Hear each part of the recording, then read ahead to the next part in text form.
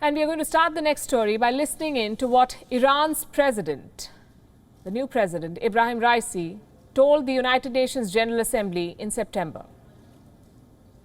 Nuclear weapons have no place in our defense doctrine and deterrence policy.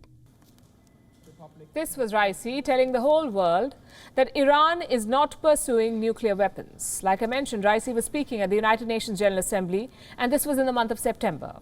It's October now, and Iran is already taking steps towards returning to the nuclear deal. Tehran says it will return to nuclear talks before the end of November.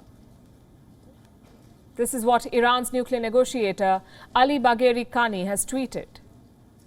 Now, there's been a lot of back and forth on this deal, and a lot of you may be wondering why this is such a big deal. So first, we'll quickly run you through what's been happening. The nuclear deal was signed in 2015. On one side was Iran, on the other was China, Germany, France, Russia, United States and the United Kingdom. They call themselves the P5+1, the 5 permanent members of the United Nations Security Council plus Germany. And the deal was called the JCPOA, or the Joint Comprehensive Plan of Action.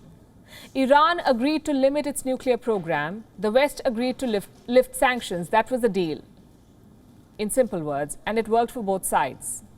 Then Donald Trump entered the White House. In 2018, the United States unilaterally pulled out of the deal.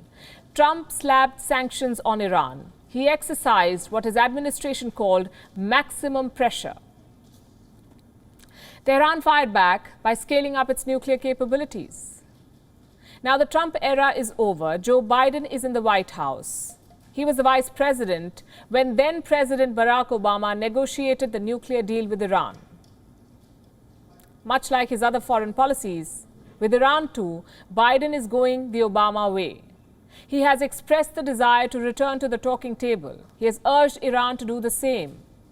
Progress was made in early 2021. 6 rounds of talks were held in Vienna. The talks were then suspended in June. That's when Iran held elections. Then came a 5-month hiatus. Earlier this month, U.S. Secretary of State Antony Blinken issued a warning to Tehran. He said the window for diplomacy is closing. So Iran is now extending an olive branch.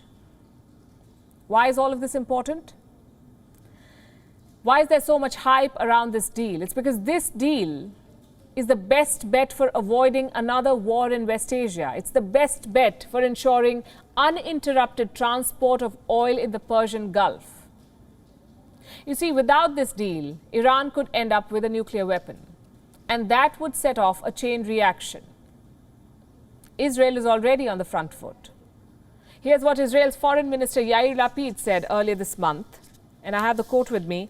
He says Israel reserves the right to act at any given moment in any way.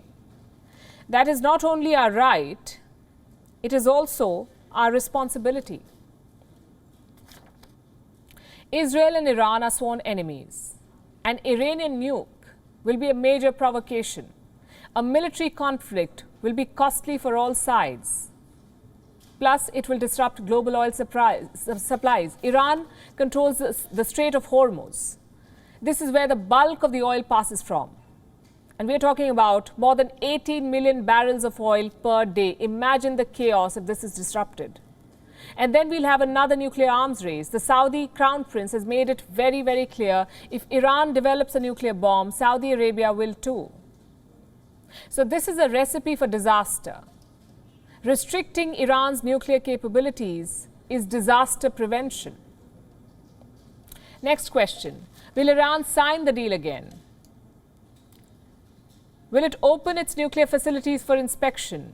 Will it agree to reduce the stockpiles of enriched uranium? It won't be easy. And we have America to blame for this. Americans walked out of the deal under Trump. Now there's a predictable president in the White House, but Iran has a new leadership too. They have a new president, a hardliner called Ibrahim Raisi. He will play hardball. He'll have a longer list of demands. And he may be justified in doing so. His country stuck to the deal, you see. The Americans broke it. And the others played mute spectators. Russia, China, Germany, France, Britain. They could do nothing except say that they remained committed. That doesn't really count for very much. So Tehran is now asking for more. It wants an assurance from America that the US will not quit the deal again. It wants an assurance from the Europeans too, that in case the United States walks away, Europe will do more to keep the deal alive. From where I sit, it's a fair bargain. Here's what Iran's Foreign Minister Hossein Amir Abdullahian said not very long ago.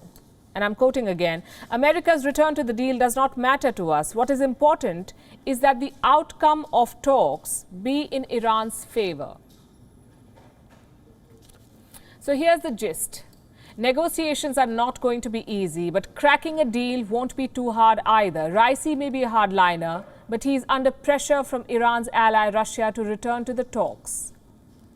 For Iran, this nuclear deal means global acceptance. It means fewer sanctions. They need to revive their economy, and they need it desperately. For West Asia and the world, the Iran nuclear deal means peace, or the absence of war at least. And for India, this deal means diversification of oil imports. So really, it's a win-win for all sides. The sooner the parties get talking, the better. WION is now available in your country. Download the app now and get all the news on the move.